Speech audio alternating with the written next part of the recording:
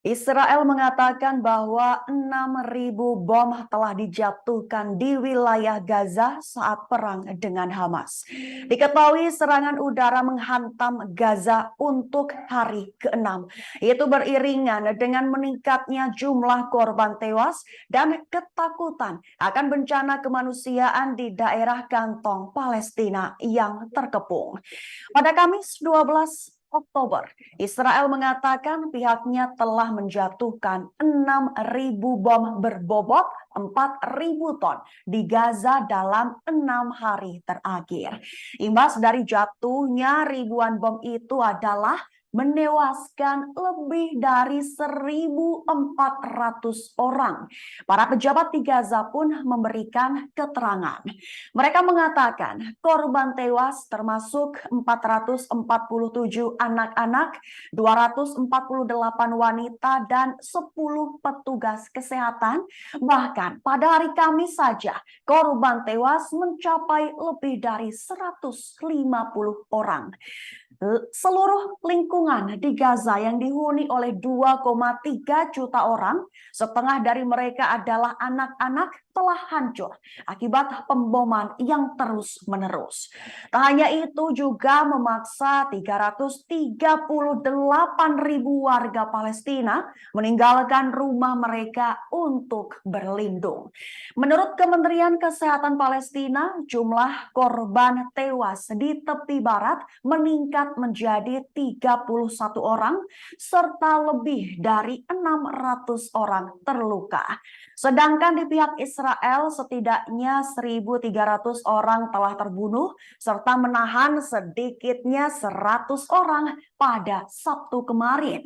Israel telah melakukan pengepungan total terhadap jalur Gaza, memutus akses terhadap makanan, air, obat-obatan, dan bahan bakar. Tepat ketika pasukannya bersiap menghadapi kemungkinan serangan darat.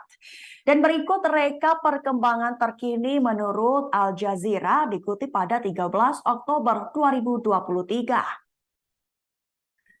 Pertama, warga Gaza kehilangan tempat tinggal akibat pemboman.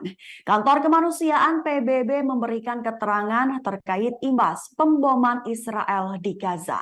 Imbasnya telah meratakan lebih dari 1.000 rumah sejak Sabtu, serta 560 unit rumah lainnya rusak parah dan tidak dapat dihuni.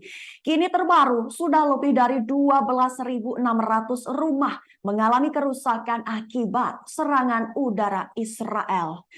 Kedua, rumah sakit beresiko berubah menjadi kamar mayat. Kelompok hak asasi manusia mengatakan sistem kesehatan Gaza berada di ambang kehancuran total. Lantaran rumah sakit sudah mencapai batas maksimalnya karena blokade selama 16 tahun. Selain itu, satu-satunya pembangkit listrik di wilayah kantong itu terpaksa ditutup pada Rabu setelah kehabisan bahan bakar. Pihak Komite Palang Merah Internasional mengatakan rumah sakit di Gaza beresiko berubah menjadi lahan mayat. Tepat ketika warga sipil yang terluka parah termasuk bayi dilarikan ke bangsal yang penuh sesak, di mana tempat tidur dan persediaan medis hampir habis. Ketiga, Mesir mengatakan akan memfasilitasi bantuan ke Gaza. Pada Kamis 12 Oktober, Mesir mengatakan pihaknya mengarahkan penerbangan bantuan internasional ke Gaza, tepatnya di bandara wilayah Sinai Utara, meskipun pemboman Israel di sepanjang perbatasan menghambat pengiriman bantuan. Keempat, Menteri Luar Negeri Amerika Serikat Antony Blinken tiba di Israel pada Kamis 12 Oktober. Ketika pemerintahan Presiden Joe Biden berupaya mengirimkan pesan dukungan tegas kepada sekutunya Israel, serta menghalangi kekuatan regional yang bermusuhan untuk bergabung dalam perjuangan bersama Hamas. Blinken mengatakan jumlah korban tewas warga Amerika Serikat yang yang tewas dalam serangan Hamas telah meningkat menjadi sedikitnya 25 orang, naik dari 22 orang pada Rabu 11 Oktober. Kelima, warga Palestina dibunuh oleh pemukim di tepi barat. Rinciannya pada Kamis 12 Oktober, seorang ayah Palestina dan putranya ditembak mati oleh pemukim. Dan tentara Israel mengambil bagian dalam prosesi pemakaman yang diadakan juga untuk 4 warga Palestina yang tewas dalam serangan pemukim sehari sebelumnya.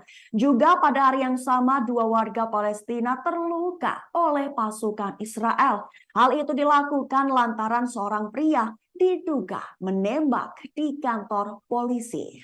Download Tribun X sekarang, menghadirkan lokal menjadi Indonesia.